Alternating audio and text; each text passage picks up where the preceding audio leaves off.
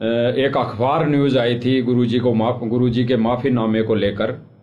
तो उसमें भी गुरुदेव भगवान ने कह दिया है भाई 10 से 11 साल गुरुदेव भगवान एकांत में बैठकर, जैसे कहते हैं ना मौला बैठा मोर से, ये वाणी वर्तमान समय में लागू है भाई और बहनों।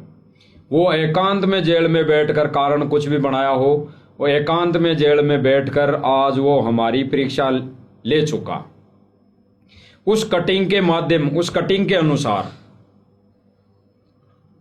क्योंकि गुरुदेव भगवान उस अखबार में जो न्यूज़ आई है उसके माध्यम से वो संगत को ये कहना चाह रहे हैं भाई 11 साल तुम्हें देख लिया, परीक्षा ले ली तुमने, 11 साल में क्या कितना कुछ किया है गुरुदेव के लिए।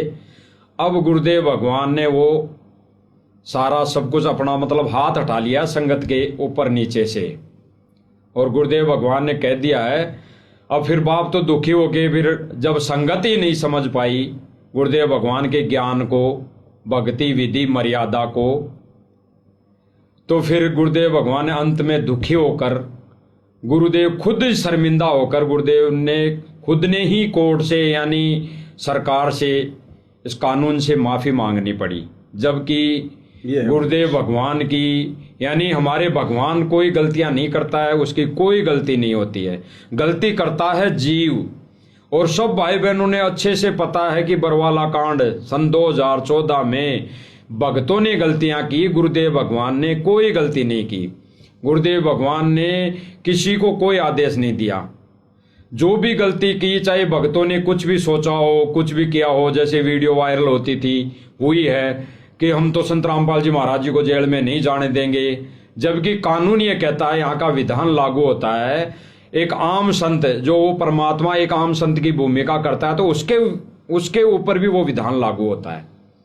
और फिर गुरुदेव भगवान ने सत्संग में कही रखा है भाई हमने इस कानून का सम्मान करना है, हमने कानून के दायरे में रहकर ही हमारा ये मिशन चलाना है। एक अच्छे नागरिक की भूमिका सदगुरु स्वयं करते हैं जब धरती पर आते हैं, ताकि उनके भगत भी एक अच्छे नागरिक बने। बिल्कुल बिल्कुल। तो गुरुदेव भगवान का विधान है, गुरुदेव भगवान ने ये बताया है सत्संगों के माध्यम से। तो गुरुदेव भगवान तो ये मर्यादा तोड़ ही नहीं सकता इस लोक की भी, जबकि परमेश्वर के ऊपर कोई मर्यादा लागू भी नहीं है, कोई कर्म लागू भी नहीं है। फिर भी वो काल भगवान से एग्रीमेंट अनुसार, वचन अनुसार वो परमात्मा अपनी मर्यादाएं यहाँ की नहीं तोड़ सकता। तो मर्यादाएं किसने तोड़ी? भक्तों ने, संगत ने उस आश्रम में। तो उसकी माफी भी संगत ने मांगनी चाहिए थी। और संगत कौन? राष्ट्रीय समाज सेवा समिति मैनेजमेंट सेवादारों ने माफी मांगनी चाहिए थी, क्योंकि वही तो दे रहे थे गुरुजी का आदेश बता के 2014 में आदेश संगत को कि गुरुजी का आदेश ये है, गुरुजी का आदेश है ये है। तो गुरुजी तो दे नहीं रहे थे आदेश सर्व संगत को, वही तो ला रहे थे। जैसे आज वर्तमान समय में गुरुजी का आदेश बता के संगत में पारित किए जा रहे हैं। तो उस टाइम पे भी भक्तों ने मंद बुद्धि के चलते वहां पे ज्ञान और विवेक नहीं लगाया कि गुरुदेव भगवान एक तरफ तो सत्संगों में कहते हैं कि हमने यहाँ की व्यवस्था का पालन करना है, और आज गुरुदेव भगवान ये पालन खुद क्यों तोड़ेंगे? तो गुरुदेव भगवान का विधान गुरुदेव भगवान खुद नहीं तोड़ सकता, तो फिर हम जीव कैसे तोड़ सकते हैं? लेकिन 2014 में भक्तों ने ये विधान तोड़ा, यानी कानून को हाथ में लिया। तो सर्वविदित है भाई और बहनों, माफी भी संगत ने ही मांगनी चाहिए थी। और संगत कौन? केवल राष्ट्रीय समाज सेवा समिति मैनेजमेंट, क्योंकि उनके ही आदेश थे, उनके ही मनमुखी सारा ड्रामा था। लेकिन फिर भी क्या करे, अंत में 11 साल परमेश्वर ने देख लिया कि भाई अब ये तो समझ पाएंगे नहीं। मौका खूब दिया और विशेष संदेशों में भी बोला कि अब तो सुधर जाओ, अब तो सुधर जाओ, ज्ञान को आधार बना लो, देखा देखी में इधर उधर मत भगो। और फिर जब संगत नहीं समझ पाई तो अंत में गुरुदेव भगवान ने माफी मांगी, और माफी मांगकर ये साबित कर दिया कि भाई ये परीक्षा हो चुकी, ये संगत की परीक्षा हो चुकी। जैसे 625 वर्ष पहले कबीर जी ने परीक्षा ली थी कि देखा देखी में 64 लाख वैसे ही जुड़े हैं, या ज्ञान को भी, सत्संग को भी आधार बनाया है। तो एक फचोड़ मारी थी, क्योंकि संत के विधान में है, गुरु के विधान में है कि वो नकली शिष्य नहीं रखता, नकली शिष्य बना के नहीं रखता। नकली मीन्स अमर्यादित भगत, वो अपने मिशन में नहीं रखता। मिशन में मतलब अंतरात्मा के जो मिशन है उसमें नहीं रखता, जो आत्माएं पार होगी तो परमात्मा सिर से बोझ उतार देता है, पटक देता है। तो ठीक इसी प्रकार 625 वर्ष पहले जो परमात्मा ने परीक्षा ली थी, तो गुरुदेव भगवान ने बताया कि उस छोटी सी परीक्षा में यानी ज्ञान और विवेक की कमी के कारण 64 के 64 लाख फेल हो गए, 64 के 64 लाख। जबकि गुरुदेव भगवान बताया कि परमात्मा बताया करते थे उस समय कि भाई शराब पीने वाला डेढ़ है, वो काफिर है, वो भक्ति के लायक नहीं है। कुकर्म करने वाला वो भक्ति के लायक नहीं है, वो परमात्मा के विधान में वो सेट नहीं हो सकता, वो शिष्य नहीं है। और फिर जब छोटी सी पिछोड़ मारी, शीशी में एक बोतल में पानी भरकर, गंगा जल भरकर उसको शराब की तरह पीना और गणिका माई को सज धज के बुलाना और हाथी पे बैठ के लीला की, तो भक्तों ने क्या सोचा, ये भगवान तो शराब पी रहा है और ये भगवान कहता है कि भाई ऐसे हार श्रृंगार नहीं करना चाहिए, तो भाई ये तो हार श्रृंगार भी पहना के इस गणिका माई को बिठा रखी है।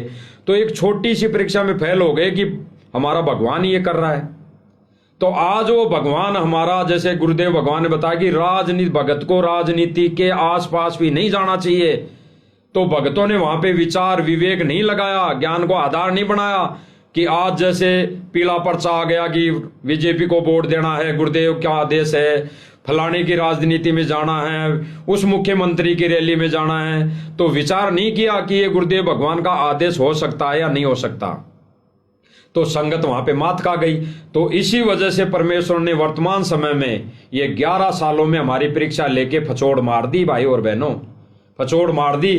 और अंतरात्मा से यानी आध्यात्मिक दृष्टि से सबका कनेक्शन कर चुका है भाई और बहनों। कुछ एक भाई बहनों को छोड़कर जो साध संगति से जुड़कर मर्यादा में रहकर गुरुदेव भगवान को भगवान मानकर भक्ति विधि परमेश्वर के विधान अनुसार वो कर रही है, गुरुदेव भगवान को भोग लगाकर प्रसन्न कर रही है, आरती उतार रही है, तो वो भाई बहन परमात्मा की रजा से बची हुई है। बाकी सर्व संगत की परमात्मा ने 11 सालों में परीक्षा लेकर कोर्ट से, सरकार से गुरुदेव भगवान ने माफी मांग ली है।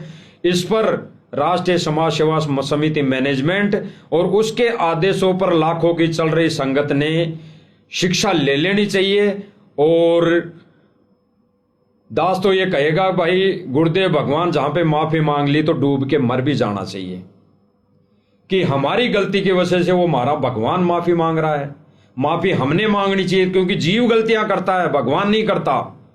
लेकिन कहते हैं ना कि जो मैं पूत कपूत हूं भौर पिता को लाज, तो वो परमात्मा अपने कपूत के लिए भी यानी कुपात्र के लिए भी उस परमात्मा को नीची गर्दन करनी पड़ती है।